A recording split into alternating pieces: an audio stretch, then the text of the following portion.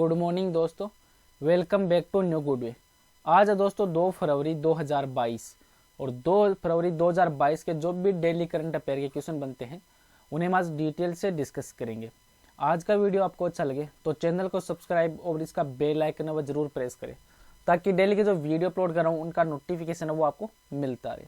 तो 2 फरवरी को कौन सा दिवस मनाया जाता है? तो प्रत्येक वर्ष 2 फरवरी को विश्व आर्द्र भूमि दिवस मनाया जाता है। आर्द्र भूमि दिवस के रूप में मनाया जाता है। और ये क्यों मनाया जाता है? ताकि देश में नागरिकों को आर्द्र भूमि की जो महत्वपूर्णता है उस भूमिका से अवगत या जानकारी दी जा सके और लोगों में वैश्विक जागरूकता वो बढ़ाने के तौर पर ये 2 फरवरी को विश्व आर्द्र भूमि दिवस के रूप में मनाया जाता है। तो चलिए दोस्तों स्टार्ट करते हैं क्वेश्चन नंबर 1 से।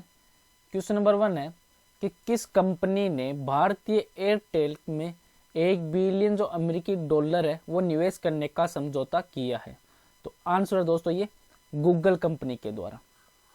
जो गूगल है जो एक दिग्गज टेक कंपनी है, इन्होंने भारतीय एयरटेल में 1 बिलियन अमेरिकी डॉलर का निवेश करने का समझौता किया और इसमें 70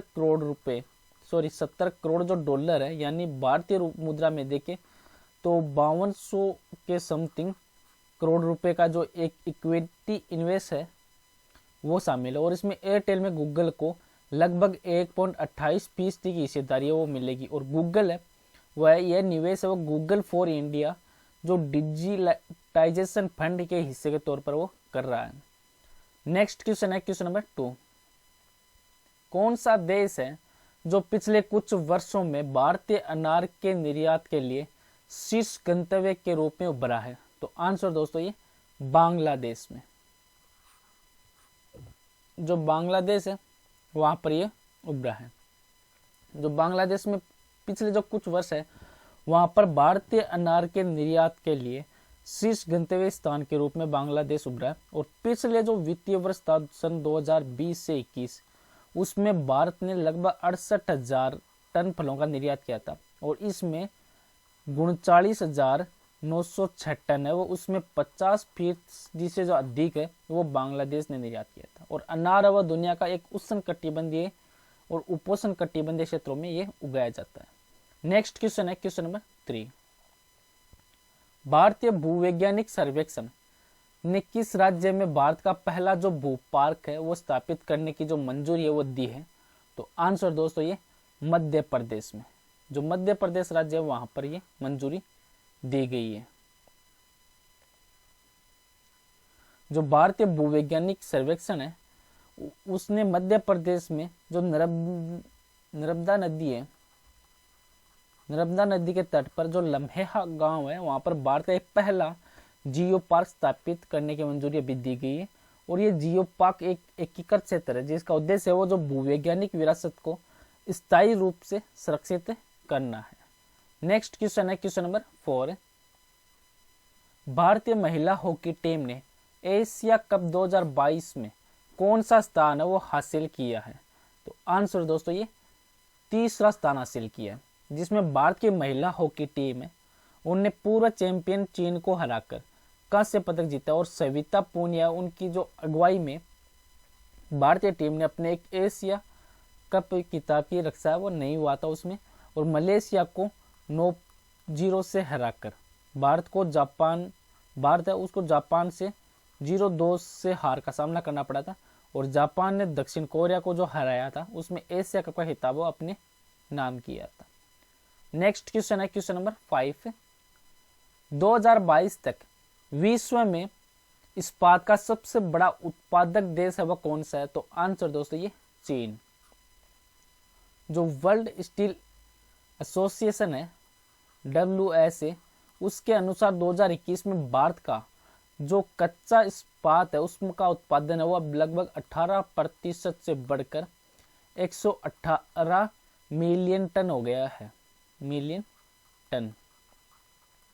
और भारत दूसरा सबसे बड़ा इस्पात उत्पादक देश है और इसमें सन 2020 में लगभग 100.3 मिलियन स्टील का निर्माण किया गया था। और चीन ने ये 1064.7 मिलियन टन का उत्पादन किया था। और चीन ने 2021 में लगभग 3% की गिरावट के साथ यह 1032.8 मिलियन जो टन का जो उत्पादन है वो दर्ज किया था। नेक्स्ट क्वेश्चन है क्वेश्चन नंबर 6। किस संस्थान ने death penalty in India report वो जारी की है? तो आंसर दोस्तों ये नेशनल लॉ यूनिवर्सिटी ने। जो death penalty in India report है उसमें नेशनल लॉ यूनिवर्सिटी है दिल्ली में जो आपराधिक कानून सुधार वकालत समूह के द्वारा ये जारी की गई है, और जिसका नाम क्या रखा गया? तो इसका नाम रखा गया दोस्तों प्रोजेक्ट 39A। और इस रिपोर्ट के अनुसार 2021 में के अंत में मौत की जो सजा पाने वाले कैदियों की संख्या है वो लगभग 488 थी, जो 17 वर्षों में सबसे अधिक थी, और सन 2020 में लगभग 21% की वृद्धि है वो इसमें हुई थी। नेक्स्ट क्वेश्चन है क्वेश्चन नंबर 7 कि ऑस्ट्रेलियन ओपन 2022 वीमेन का जो खिताब है वो किसने जीता है? तो आंसर दोस्तों ये जो एशले बार्टी है, एशले बार्टी ने खिताब वो अपने नाम किया है। जो ऑस्ट्रेलियाई टेनिस खिलाड़ी है एशले बार्टी, इन्होंने ऑस्ट्रेलियाई ओपन 2022 का जो महिला एकल फाइनल है उसमें अमेरिका की जो डेनियल है उनको हराकर ये खिताब है वो अपने नाम किया। और बार्टी की जो ये जीत हुई है उसमें ऑस्ट्रेलियाई महिलाओं के लिए उनके घरेलू ग्रैंड स्लैम टूर्नामेंट में 44 साल का जो सुक्का वो खत्म हो गया है। और इसलिए बार्टी 1978 के बाद ऑस्ट्रेलिया ओपन जीतने वाली एक पहली महिला ऑस्ट्रेलियन खिलाड़ी है वो बन गई है। नेक्स्ट क्वेश्चन है क्वेश्चन नंबर 8। केंद्र सरकार ने दूरसंचार कंपनियों को अंतर्राष्ट्रीय कॉल और मैसेज को कितने साल तक सुरक्षित रखना अनिवार्य कर दिया है? तो आंसर दोस्तों ये 2 साल तक। जो केंद्र सरकार है इसने सामान्य दूरसंचार नेटवर्क के साथ अब इंटरनेट के माध्यम से जो विदेश से जाने वाले कॉल और सैटेलाइट फोन कॉल जो कॉन्फ्रेंस कॉल होती है उनमें संदेश है मैसेज वगैरह उनको कम से कम 2 साल के लिए सुरक्षित या स्टोर करने के लिए अनिवार्य किया है। और दूरसंचार विभाग की ओर से एक परिपत्र है वो जारी हुआ था जिसमें दूरसंचार सेवा प्रदाताओं के द्वारा अंतर्राष्ट्रीय कॉल और जो मैसेज है उनको अनिवार्य रूप से सुरक्षित करने के बारे में आदेश है वो जारी किया गया था। नेक्स्ट क्वेश्चन है क्वेश्चन नंबर 9 कि world game athlete of the year award जीतने वाले पहले भारतीय खिलाड़ी कौन बन गए हैं? तो आंसर दोस्तों ये PR श्रीजेश है वो पहले भारतीय खिलाड़ी बन गए हैं जिन्होंने world games athlete of the year award है वो अपने नाम किया है। नेक्स्ट क्वेश्चन है क्वेश्चन नंबर 10 रक्षा खुफिया एजेंसी के नए प्रमुख के रूप में किसे नियुक्त किया गया है? तो आंसर दोस्तों ये लेफ्टिनेंट जनरल GAV रेड्डी।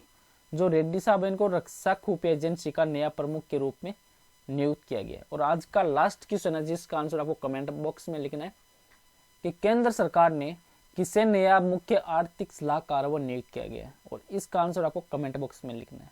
आज का वीडियो आपको अच्छा लगे तो चैनल को सब्सक्राइब और शेयर जरूर करें। Thank you all of you.